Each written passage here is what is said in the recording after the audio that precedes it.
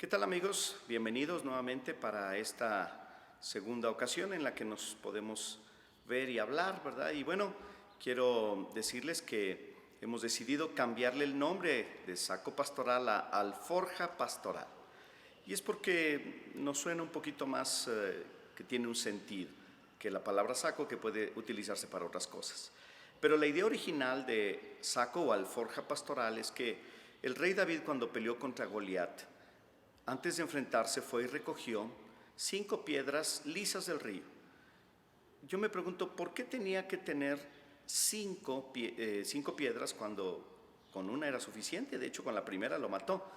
Bueno, la idea entonces de la alforja pastoral es que no sea la base de tu enseñanza que vas a dar en tus células, sino más bien que tú tengas más recursos a la hora de estudiar tu tema o tu capítulo, y esa es la idea, por eso estamos aquí.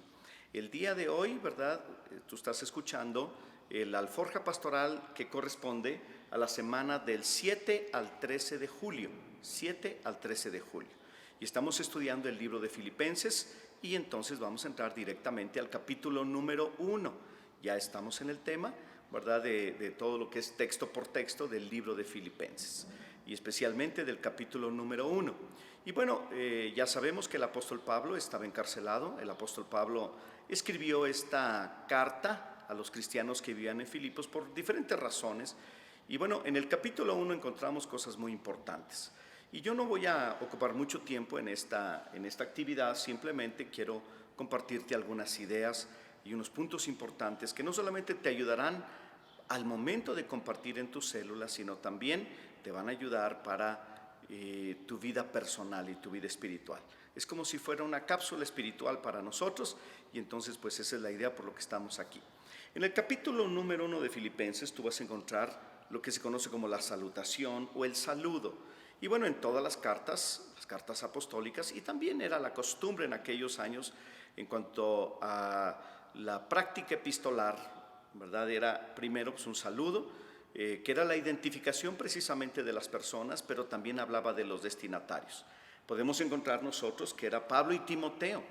Ahora, ¿por qué habla de Pablo y Timoteo y les manda una carta a los cristianos que estaban en Filipos? Bueno, porque básicamente el apóstol Pablo regularmente traía un compañero con él de milicia. En otras cartas dice que era Pablo y Silas o Silvano, que es el mismo. Pero también en esta ocasión, ¿verdad? Incluye a Timoteo porque de alguna manera pues era su compañero fiel, su compañero de armas, su compañero de milicia, o compañero del evangelio, ¿verdad? En la proclamación de la verdad de Cristo. Entonces, él era su compañero y lo incluye aquí, ¿no? Como que se pusieron de acuerdo, aunque el autor es el apóstol Pablo, y Pablo es el que recibe la inspiración divina y apostólica de parte de Dios para escribir esta carta a los filipenses. Y se las dirige, ¿verdad? Específicamente, dice aquí, ¿verdad? A los obispos y diáconos, además de los cristianos.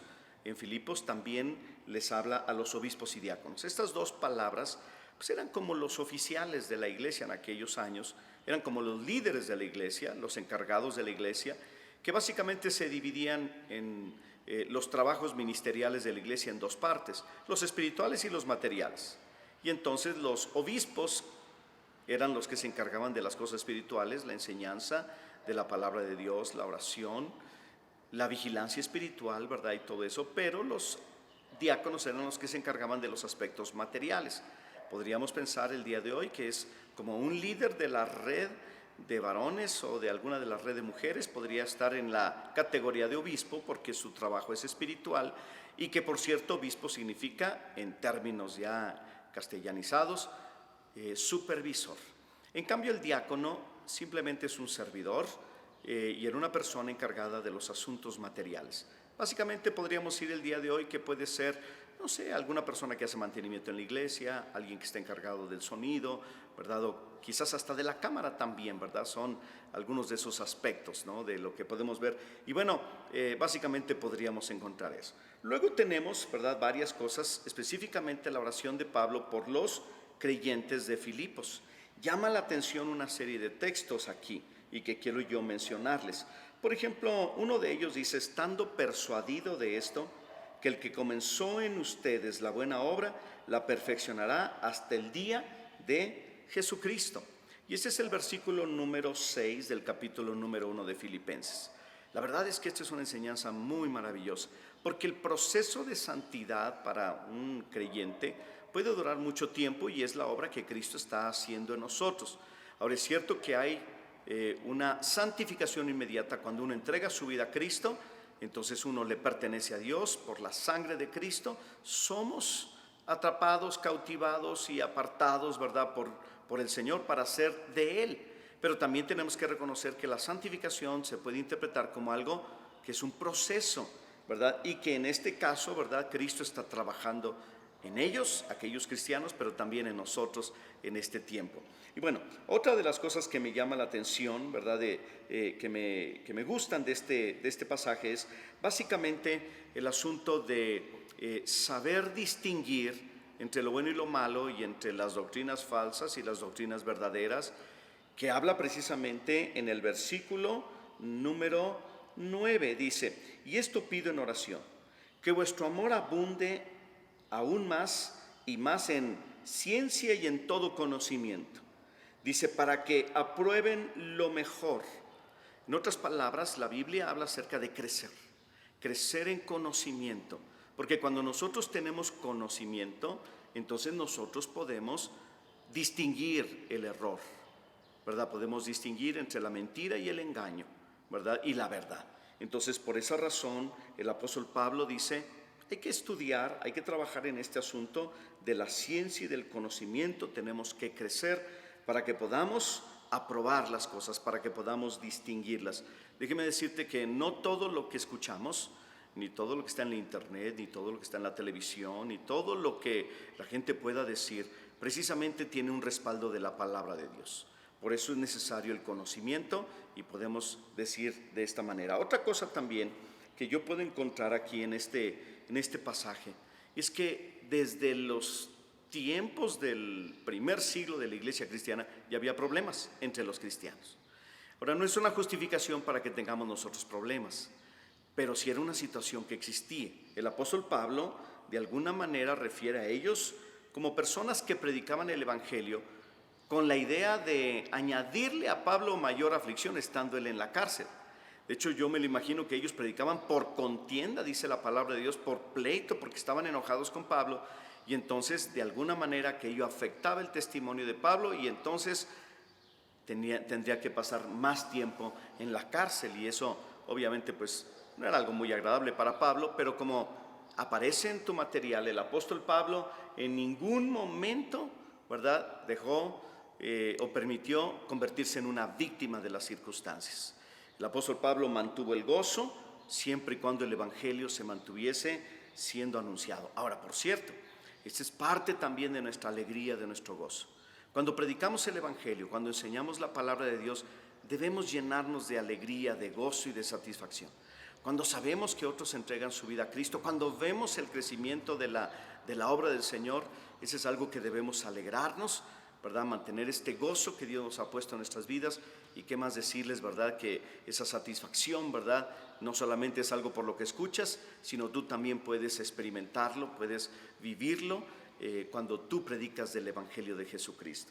El apóstol Pablo da uno de los textos más conocidos de la Biblia en Filipenses capítulo 1, verso número 21, cuando él dice, porque para mí el vivir es Cristo y el morir es ganancia. El apóstol Pablo había tomado una decisión radical.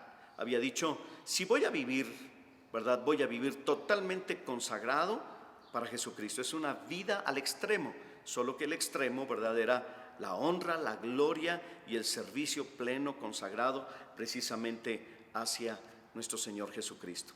Así es que, pues eso es algo que nosotros podemos también aprender del apóstol Pablo. Esto no cambia, esto no pasa de moda, la vida radical, la vida consagrada. Eso es lo que debemos vivir, ¿verdad?, como líderes, como siervos del Señor.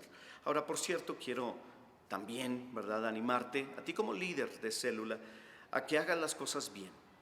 Que lo que hagas para Cristo, ¿verdad?, lo que hagas para Cristo pueda ser y darle sentido a tu vida. El apóstol Pablo dice, para mí el vivir es Cristo. Todo lo que hagas, hazlo para Dios, hazlo para Jesucristo. El apóstol Pablo lo pone también incluso en el mismo nivel de la muerte, porque él dice de la siguiente manera: el morir es ganancia. O sea, para el apóstol Pablo era lo mismo vivir o morir, porque él estaba con Cristo. Yo me pregunto, ¿y para ti qué puede ser mejor? ¿Vivir o morir? Debería ser lo mismo si tienes a Cristo Jesús, porque si estás en Cristo, en la tierra, estás contento, feliz, lleno de gozo, lleno de alegría. Pero si mueres en Cristo Jesús, entonces también hay gozo y alegría, porque el cielo también nos está esperando. Así es que yo quiero dejarte estas lecciones, estas enseñanzas.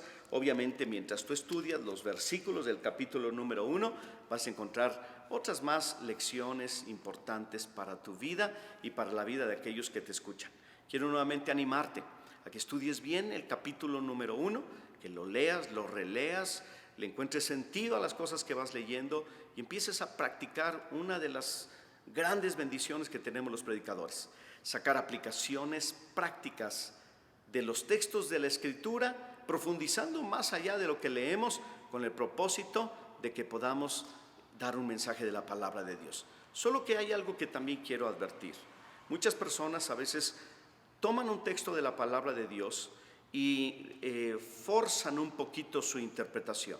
Si bien es cierto que tenemos una libertad que Dios nos ha dado por su Espíritu Santo para leer libremente la palabra de Dios y leerla tal como viene y recibirla tal y como está, y eso Dios, ¿verdad?, nos ha bendecido con esto. También, por otro lado, debemos tener mucho cuidado de que al momento de hacer una aplicación no forzar mucho la palabra de Dios, porque el problema es cuando nosotros tenemos un concepto equivocado de algo que la Biblia no está diciendo. Entonces podemos generar una doctrina falsa o algo que la Biblia no está diciendo. Estudia bien tu Biblia, estudia bien lo que estás haciendo, y bueno, nos estamos viendo este sábado. Si es que te toca ver este video antes del sábado 5, entonces nos vemos en la megacélula a las 6:30 de la tarde, allí en Ágape Sur. Y de una vez quiero aprovechar para animarles para el día 18, también, ¿verdad?, estarles animando para los varones a asistir a la reunión que vamos a tener, la reunión de varones. Comenzamos con el efecto papá. Durante varios meses vamos a estar tomando este tema. Espero que sea de bendición. El día 18 de julio en Ágape Sur a las 7:30 de la tarde. Dios te bendiga y gracias por escucharme y ponerme atención.